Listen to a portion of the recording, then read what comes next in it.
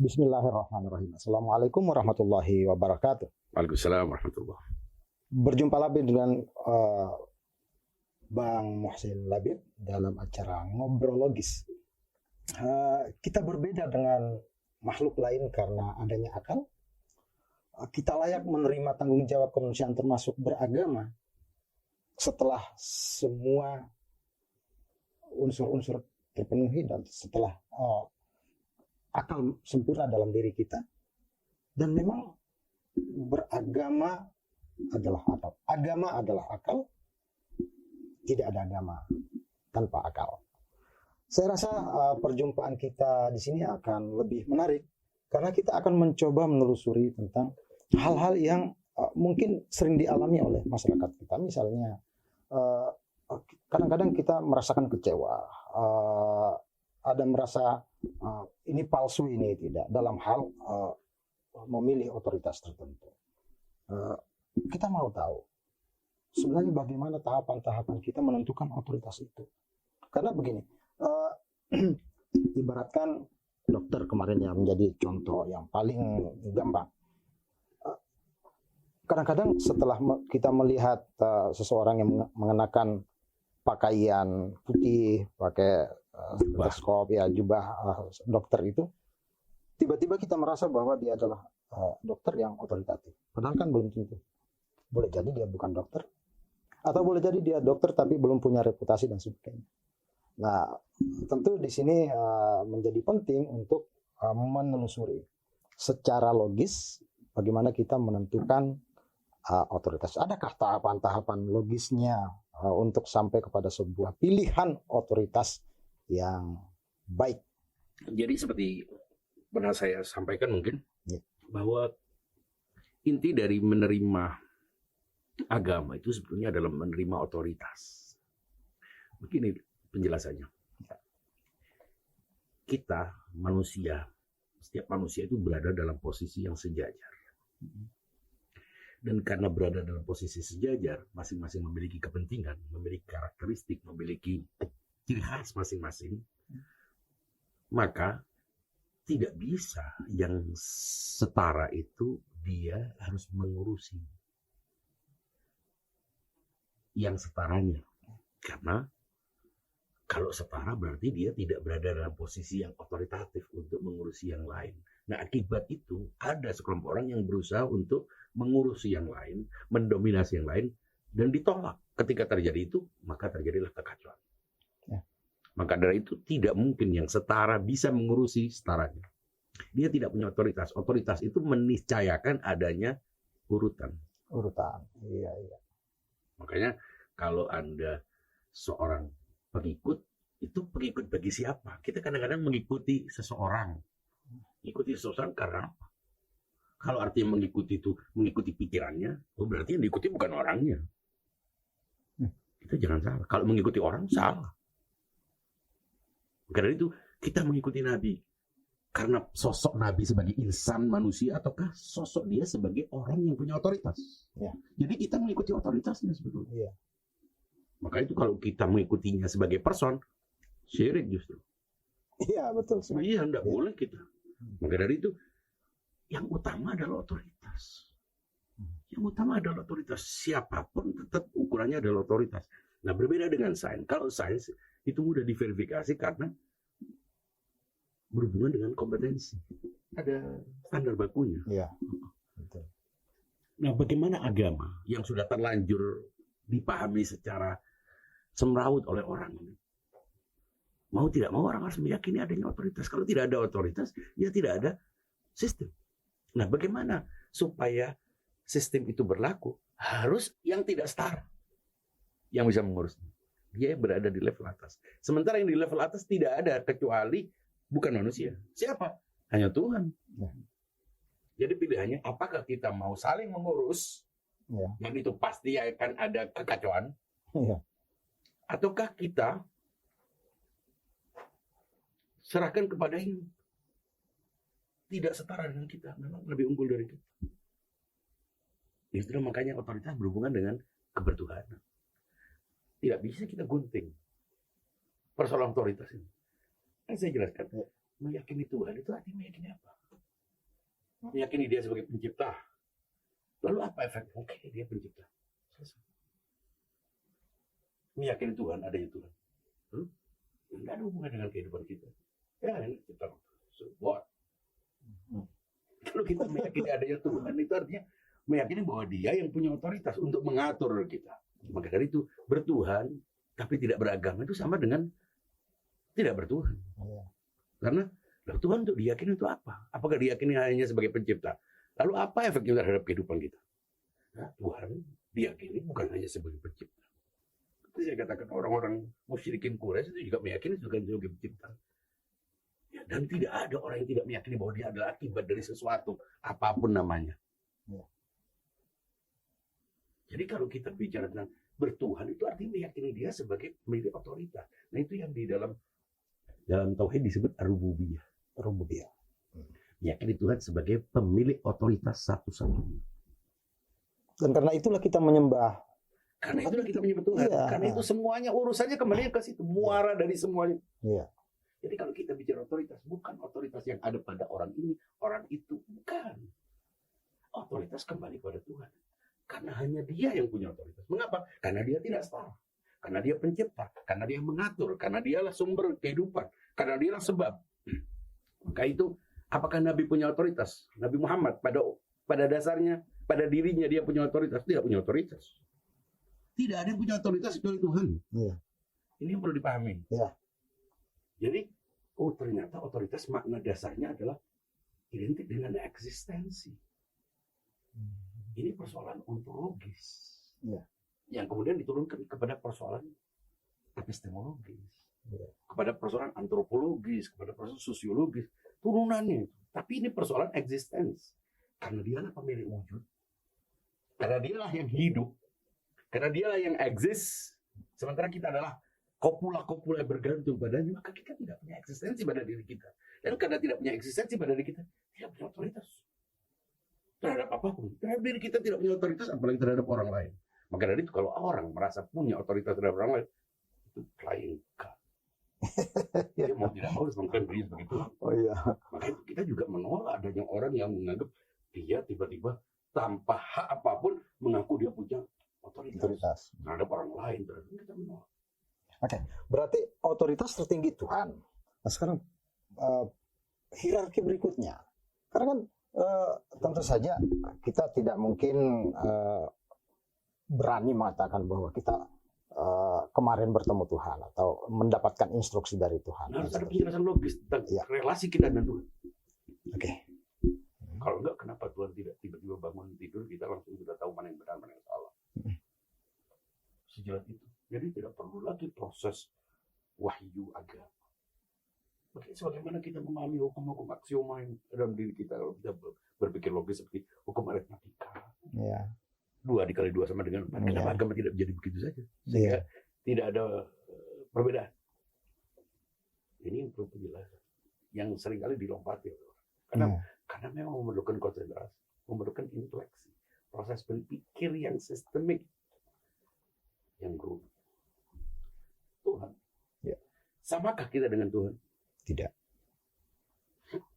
Kalau kita tidak sama dengan Tuhan, dan karena tidak punya kesamaan, berarti tidak ada titik temu. Oh. Ya, betul. Berarti tidak ada hubungan antara kita dan Tuhan. Tuhan maha mulia, kita ini maha hina. Betul. Tuhan itu tak terbatas, kita ini terbatas. Semua yang ada pada kita itu tidak ada pada Tuhan. Lalu gimana komunikasi kita dengan Tuhan? Iya. Problem itu. Ya, problem. Ya. Sementara kita disuruh mendekat Tuhan, meminta kepada Tuhan, berdoa kepada Tuhan, berbicara dengan Tuhan. Tuhan lebih dekat daripada urat lahir. Semuanya itu terlihat seperti kita cuma mengiyakan, tapi kita tidak paham persoalannya apa. Iya, betul. Gimana menyelesaikan? Di satu sisi Tuhan itu tidak sama. Semua sifat-sifat yang kita berikan itu tidak begitu tuh. Makanya ada tanzih. Tanzih. Artinya subhanallah amma yasifun. Maha suci Allah dari apapun yang manusia sebutkan tentang Tuhan. Kata Tuhan itu pun tidak mewakili zat Tuhan. Iya. Sedemikian sucinya dia dari semua persepsi kita. Bahasa pun tidak menampung. Tidak bisa. Bahasa yang kita gunakan adalah bahasa antropologis, bahasa antar manusia sebetulnya. Yang sebetulnya tidak digunakan. Tapi Tuhan memberikan kita kemampuan maksimal untuk membuat sebuah simbol-simbol yang menandai itu. Tapi bukan itu. Bukan. Karena itu yang perlu dipahami adanya gradasi. Oke. Level-level. Dan ini berlaku dalam hukum fisika. Dalam hukum dunia material juga semuanya ada level, ada grade, ada tingkatan, ada lapis-lapis. Berlaku dalam segala hal. Kita tidak bisa melakukan sesuatu tanpa proses. Tanpa perantara. Tanpa ini semuanya kita memerlukan perantara. Mau ke Surabaya, nggak bisa kita tiba-tiba langsung hadir di Surabaya. Iya. Pasti ada sarana. Iya. Nah, sarana-sarana ini menunjukkan bahwa kita terbatas. Di alam materi kita semuanya oke. Menerima itu. Nah, bagaimana hubungan kita dengan Tuhan? Selama kita terbatas, kita tidak bisa berhubungan dengan Tuhan. Directly, tidak bisa. Secara langsung tidak mungkin. Karena tidak ada yang sama dengan dia. Iya. Jadi kita berdimensi, dia tidak berdimensi. Kita berkategori, dia tidak berkategori. Dia sama sekali bukan itu. Iya. Laisa kamitslihi syai'. Iya. Tapi dari satu sisi kita juga berhubungan dengan dia. Makanya ada tasbih, ada tanzih. Kita berada di tengah-tengahnya menyeimbangkan keduanya. Nah, bagaimana menyelesaikan masalah otoritas? Bagaimana Nabi tiba-tiba muncul seorang yang disebut Nabi dan dia ditunjuk oleh Tuhan. Dia mendeklar dirinya sebagai representasi dari Tuhan. Ini persoalan. Jadi ingin menyelesaikan masalah mediasi. Nah, persoalannya begini. Kalau Tuhan yang sama sekali berbeda dengan kita, kesamaan kita dengan Tuhan bahwa Dia adalah sesuatu. Ya, Tuhan adalah sesuatu. Syai'. Kita sesuatu. Kita sesuatu, dia sesuatu. Nah, kalau dia bukan sesuatu, kita tidak bisa membicarakan. Ya, tidak ada yang berusaha untuk menafikan kesesuatuan Tuhan dengan impersonal. Orang-orang yang agak pintar atau merasa pintar. Jadi Tuhan itu tidak ada sebagai sebuah personalitas. Ya. Dia terdistribusi dalam nilai-nilai. Tujuannya ini ateisme samar. Nah, kita tidak sering membahas itu. Jadi berarti memang tidak ada kesamaan. Tidak ada kesamaan. Laisa kamitslihi syai'. Tidak ada sesuatu pun yang mirip dengannya. Ya berarti tidak ada afinitas. Tidak ada kesenyawaan, tidak ada titik temu sama sekali. Kesamaan kita itu bahwa sesuatu. Sementara kita adalah sesuatu yang bergantung padanya. Itu diselesaikan dalam persoalan ontologi yang cukup rumit tentang satu dan banyak. Tuhan, wujud itu satu. Kalau wujud itu satu hanya diisi Tuhan, buat apa kita? Kalau wujud itu ternyata diisi oleh dua, berarti Tuhan wujudnya terbatas. Oh, itu persoalan wahdatul wujud dan panjang sekali. Panjang. Puluhan tahun orang. Iya, tapi poin kita sekarang adalah bahwa antara Tuhan dan selain Tuhan itu adalah sesuatu. Oke. Kita punya kesamaan bahwa kesamaan wujud. Kita wujud. Dia ada sebagai sebab, kita ada sebagai akibat. Oke. Dia ada sebagai sesuatu yang mandiri, yang asli, sementara kita adalah bergantung yang sebetulnya adalah kopula-kopula yang tidak punya kemandirian pada dirinya, dan itu perlu penjelasan lebih pas. Nah, turun dari pemahaman eksistensi yang tidak mandiri itu, kita memahami bahwa berarti harus ada sesuatu yang bisa menghubungkan antara kita dan Tuhan. Karena kalau itu tidak ada, maka tidak ada agama. Selesai sudah. Tidak ada. Ya, kacau. Bubar sudah. Deadlock. Iya, deadlock. Ya, betul sekali. Jadi harus ada perantara. Nah, perantara ini harus memiliki dua sisi. Disebut perantara itu karena dia memiliki dua sisi. Ada sisi ketuhanan. Sisi ketuhanan. Ada sisi transendental, sisi imanental. Jadi harus ada kaitan antara dua. Nah, kalau penghubungnya ini ternyata dia memerlukan penghubung, ya berarti dia memerlukan penghubung lagi, begitu terus. Karena itu penghubung mau tidak mau harus terhubung dengan satu sisi dan dengan sisi lain. Karena itu dia harus berada di dua posisi antara Tuhan dan manusia. Dan disitulah kita harus mengenal syarat-syaratnya, ya kan, bahwa sosok ini atau apapun yang kita tempatkan sebagai penghubung ini itu memiliki syarat ketuhanan, Ya, itu konsekuensi dari Iya, posisinya sebagai Ya, mediator, ini perlu, sebagai perlu kita konektor. kenal. Iya, perlu kita Makanya kenal. saya katakan, Hmm. kalau konektor ini sama dengan yang di bawah, Ya. berarti dia tidak bisa menjadi konektor. Mengapa? Dia mau mendukung konektor lagi. Ya. Kenapa yang kita ini tidak bisa berhubungan dengan Tuhan? Karena kita tidak punya kesamaan. Nah, kalau konektornya ini juga seperti kita, tidak punya kesamaan sama sekali dengan Tuhan, Berarti sama dia dengan mendukung konektor. Iya, memerlukan. Begitu terus. Iya, iya. Sampai kemudian kita menemukan Dan ini yang disebut continuum ad infinitum. Iya. Betul. Regresi. Iya. Mau nggak mau kita harus sampai pada sebuah kesimpulan bahwa harus ada sebuah perantara mediator yang dia memiliki dua sisi. Dia Iya. menggabungkan keduanya. Di satu sisi dia adalah kaum kita yang bisa kita Dia lihat makhluk, ya. Dia makhluk karena tidak ada selain Tuhan. Semuanya pasti makhluk. Tapi dia bisa menampung otoritas dari Tuhan. Mengapa demikian? Iya. Karena posisinya sebagai perantara. Perantara. Karena kalau tidak begitu berarti dia tidak sah sebagai Perantara. perantara. Gugur sebagai Ya, perantara. ya, Nah, betul. perantara ini bagaimana memahaminya? Ya. Dia bukan sesuatu yang terpisah. Bukan seperti perantara dalam hukum materi. Dengan hukum gradasi itu sebetulnya semuanya satu. Kita Oh. tidak pernah ini bukan seperti Tidak ada jarak. tidak ada jarak. Iya, iya. Dia adalah cahaya yang bergradasi. Jadi sebetulnya dia bagian dari Tuhan itu, tapi Tuhan yang mengimanensi, Iya. Tuhan yang berhubungan dengan kita, itu ya dalam bentuknya yang lebih berhubungan dengan kita. Satu kesatuan, Satu tapi dia Secara Mengalir. esensial sebenarnya kita pun tidak terpisah dari itu karena kita Iya. bagian dari itu. betul. Jadi ini ibarat lapisan pelangi atau spektrum cahaya. Cahaya. Nah, jadi kalau kita bilang dia perantara, jangan pernah memposisikan seakan-akan ada sesuatu yang kita masukin di situ. Iya. Ada ruang yang kosong di situ dia. Enggak ada. Iya, ada. Ini Tidak. adalah proses menyempurna. Nah, perantara itu adalah Tuhan. Tapi Tuhan memperantarakan dirinya melalui. Maka itu dia adalah manifestasi dari Tuhan. Manifestasi. Maka kalau kita berhubungan dengan Tuhan, sebenarnya sedang berhubungan dengan Dia. Iya. Apapun yang kita minta pasti berhubungan dengan Dia. Suka atau tidak suka. Dan Tuhan menegaskan bahwa Dia mengkoneksikan dirinya dengan perantara itu. Iya. Betul ya. Iya. Dan menyapa dia pun itu tidak berarti bahwa kita sedang minta tolong Kepada kepada dia, dia. enggak. Iya. Dia perantara. Iya. Kita tidak bisa minta kepada perantara. Tapi kita juga tidak bisa langsung berhubungan. Jadi kalau ada orang menolak perantara, Iya. dia menganggap dirinya adalah perantara. Ya. Yang langsung berhubungan dengan Tuhan. Tuhan. Iya. Makanya kalau ada orang yang menolak perantara, seperti menolak tawasul, Ya. itu sebenarnya dia menganggap dirinya adalah nabi susulan, nabi swasta. Iya, iya. Nah, otoritas dibangun dari situ. Ya. Apa yang menentukan otoritasnya?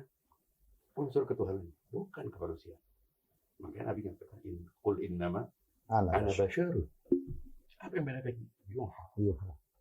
Sini unsur divinitasnya, unsur ketuhanan. Dan dia juga bergradasi. Nabi itu bergradasi. Ini hukum gradasi berlaku. Makanya para imam jangan pernah dianggap sebagai sesuatu yang kita masukkan lagi. Iya. Bukan Ini adalah sesuatu yang manifestasi. Nabi yang bergradasi muncul dalam bentuk. Kemudian ulama-ulama ini juga bukan sesuatu yang kita masukkan. Dia harus terkait lagi dengan itu. Iya. Pada level mutlak.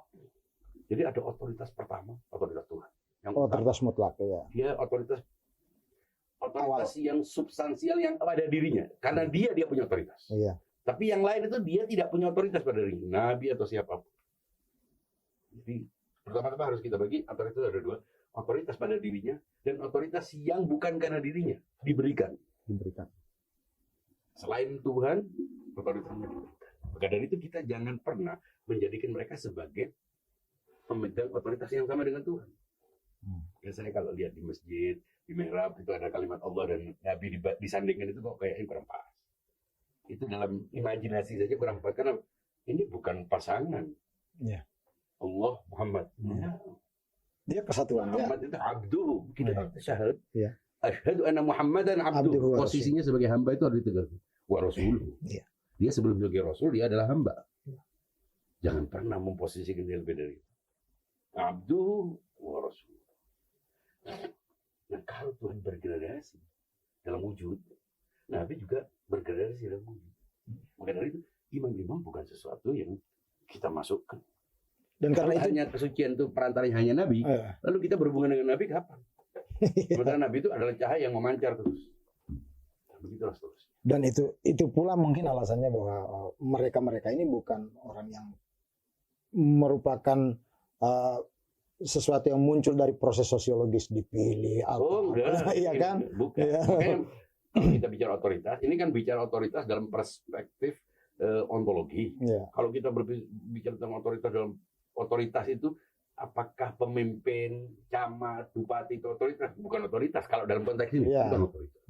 Bukan Pemegang otoritas. Otoritas itu ya Tuhan. Nabi aja tidak punya otoritas pada dirinya Iya. kok. Apalagi yang ya, bagaimana? Berarti otoritas itu kalau kita mau bagi dua, otoritas vertikal, ini yang asli, Ya. ini yang hakiki.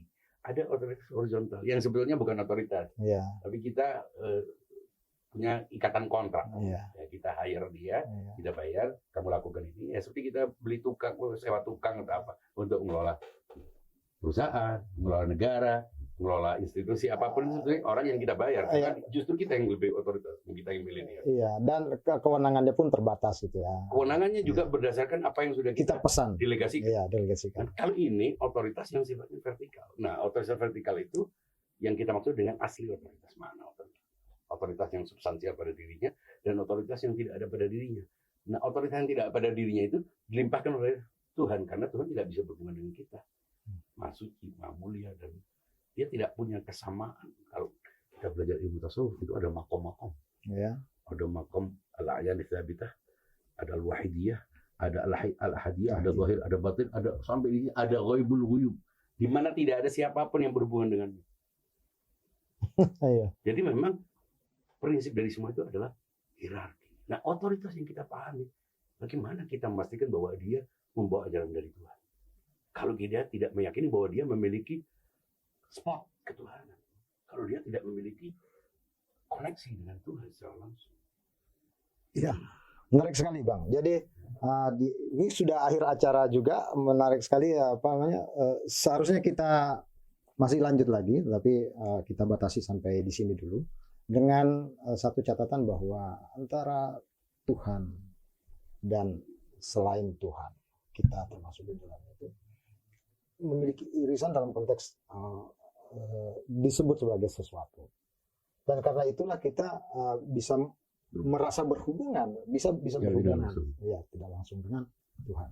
Tapi itu pun harus ada satu sosok yang sebagai bagian dari ketuhanan itu. Kita jangan nyebutnya sosok supaya tidak tereduksi bahwa dia adalah Tuhan yang mengimanensi ke dirinya, yang pada lapisnya, karena semua wujud itu isi Tuhan. Jadi dia bagian dari wujud Tuhan. Ya, wujud itu semuanya hanya Tuhan. Tidak ada yang punya ada selain Tuhan. Iya. Dan kita adalah titik-titik keberadaan papannya. Iya, betul. Ya, saya rasa dengan itulah maka kita menerima konsep otoritas antar manusia dengan manusia. Iya. Karena sosok yang kita sebut sosok dalam bahasa sosiologis ya, ada di dalam pemahaman publik itu memiliki dimensi ketuhanan dan juga sekaligus memiliki dimensi kemanusiaan. Itu bagus. Oke. Pada perbincangan yang akan datang kita akan kita baca ayat suci Al-Quran. Laqad ja'akum rasulun min anfusikum azizun. Itu sifat-sifat Tuhan dicandang oleh Nabi. Iya. Azizun, raufun. Artinya sifat-sifat yang ada pada Allah itu tidak kita berikan kepada Allah secara langsung. Itu terlalu dekil. Itu kita delegasi, kita kirimkan kepada manifestasi yang paling suci. Kemudian semuanya tujuannya sampai ke meja manajer, akan sampai kepada ownernya. Ya. Terakhir Bang, bisa diurut hierarki otoritas itu. Otoritas adalah keyakinan akan otoritas adalah inti dari bertauhid. Meyakini Allah Subhanahu wa taala sebagai pemilik otoritas, karena tidak ada yang punya otoritas terhadap siapapun sesama manusia. Begitu kita meyakini ada yang memiliki otoritas, berarti kita menyebutnya dia Tuhan, suka atau tidak suka. Dan otoritas itu didelegasikan. Karena apa? Karena hukum gradasi, hukum keterbatasan kita. Itu semuanya meniscayakan bahwa memang ada proses pendelegasian otoritas. Makanya ada nabi. Iya. Buat apa? Kalau memang Allah bisa saja setiap kita bangun tiba-tiba kita sudah paham tentang hukum sholat, puasa. Iya. Tapi Allah